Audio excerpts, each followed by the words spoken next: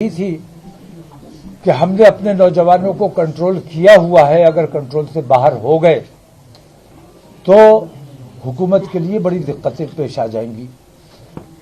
विश्व हिंदू परिषद और बजरंग दल जैसे संगठन हुकूमत की सरपरस्ती में जो बेईमानी कर रहे हैं, हिंदुस्तान की अदलिया हुकूमत के दबाव में जो बेईमानी कर रही है, मैं देख रहा हूं कि हुकूमत भी और अदालतें भी आज कानून के मुताबिक काम नहीं कर रही है, बल्कि अपनी आस्था के मुताबिक काम कर रही है और अपनी आस्था जबरदस्ती मुसलमानों पर थोपने की कोशिश की जा रही है। मैं ये कहना चाहता हूं कि अगर ये जुल्म ज्यादती इसी तरह जारी रहा, विश्व हिंदू परिषद और बजरंग दल जैसे आतंकवादी संगठनों को कंट्रोल नहीं किया गया तो मुल्क के हालात खराब होने का अंदेशा है, जो हम किसी कीमत पर नहीं होने देना चाहते। आज अगर हमारे मुल्क में अमन है, शांति है, उसकी वजह सिर्फ यह है कि हमने आज तक उन गुंडों, उन बदमाशों, उन आतंकवादियों का जवाब नहीं दिया है। जिस दिन हमारा नौजवान जवाब देने पर मजबूर हो जाएगा, उस दिन मुल्क के हालात खराब हो जाएंगे। इसीलिए मैंने, जैसे आपने देखा होगा कि गीजर में सेफ्टी वॉल्व लगा होता है, लावा अंदर अंदर बहुत पनप रहा है, बहुत बड़ा ब्लास्ट हो सकता है। मैंने ये छोटा सा काम करके लोगों के जज्बात को कंट्रोल करने की कोशिश की है और सेफ्टी वॉल्व का काम किया है। मैंने उस प्रेशर को दूसरे रास्ते से निकाला है ताकि वो जो हमारे शहर का अमन खराब ना हो। हुकूमत को हमारा इसमें साथ देना चाहिए। अगर हुकूमत दंगा और फसाद चाहती है तो हम तैयार हैं, न पुलिस की लाठी से डरते हैं, न गोली से डरते हैं, लेकिन हम अपने शहर के अमन से और अपने देश के अमन को बनाए रखना चाहते हैं, इसलिए हमने जवाब दे दिया है।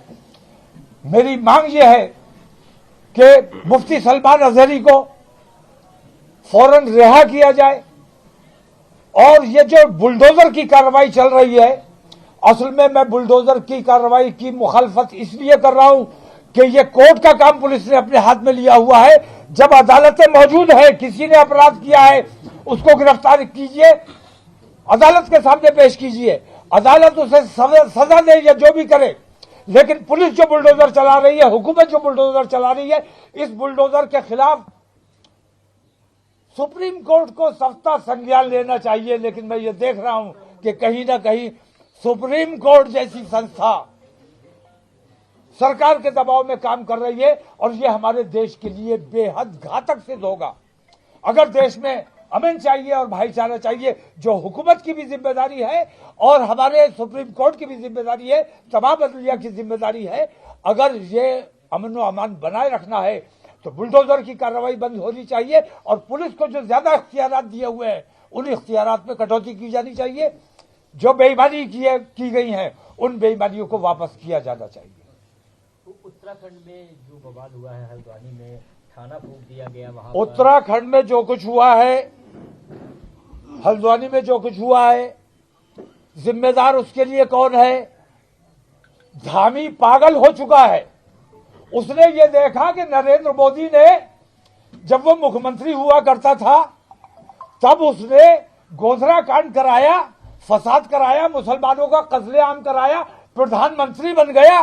तो अब ये छोटे छोटे मेंढकियों ने भी पैर बढ़ाना शुरू किया है कि नरेंद्र मोदी प्रधानमंत्री बन गया तो हम भी मुसलमानों को सताएंगे, तो शायद हम भी प्रधानमंत्री बन जाएंगे। ये तरीके जो है, ये हमारे देश को बर्बाद करने का काम कर रहे हैं। अब किसी किस्म का बुलडोजर बर्दाश्त नहीं किया जाएगा। हम जितना अपने नौजवानों को कंट्रोल कर सकते थे कर चुके हैं। अब हल्द्वानी में जो रिएक्शन दिया गया है, उसके नतीजे आपने देख लिए। अगर जबरदस्ती वहां बुलडोजर ना चलाए, धामी उसका जिम्मेदार है, धामी के खिलाफ FIR होनी चाहिए, उसे गिरफ्तार किया जाना चाहिए और जिन लोगों की वहां संपत्ति नष्ट हुई है, उन लोगों की संपत्ति, धामी की जायदाद जब्त करके उससे उसकी भरपाई की जानी चाहिए। हजरत, हल्द्वानी में पुलिस के द्वारा मारे गए 6 लोगों के बारे में भी सामने रिपोर्ट आई है, जहां पे मैं रिपोर्ट करके आ रहा हूं कि 6 लोगों को शहीद कर दिया गया होगा। पुलिस ने सीधे गोली मार के। पुलिस सीधे ही गोली मारेगी? पुलिस पैर पे गोली नहीं मारेगी। पैर पे गोली मारी जाती है बचाने के लिए, सीने पे गोली मारी जाती है, माथे पे गोली मारी जाती है, मार डालने के लिए। और पुलिस, हुकूमत, हिंदूवादी संगठन, अदलिया, ये सारे के सारे आज हिंदुत्व की लाइन पर काम कर रहे हैं और मुसलमानों को हिंदुस्तान से खत्म कर देना चाहते हैं। लेकिन हिंदुस्तान की रग रग में मुसलमान बसता है, इसको हटाया नहीं जा सकता। और रगों से अगर खून खींच लिया तो बचेगा क्या? जिंदा कैसे रहोगे? और जिस तरह हिंदुस्तान की नस नस में मुसलमान है, उसी तरह मुसलमान के हर दिल में मुसलमान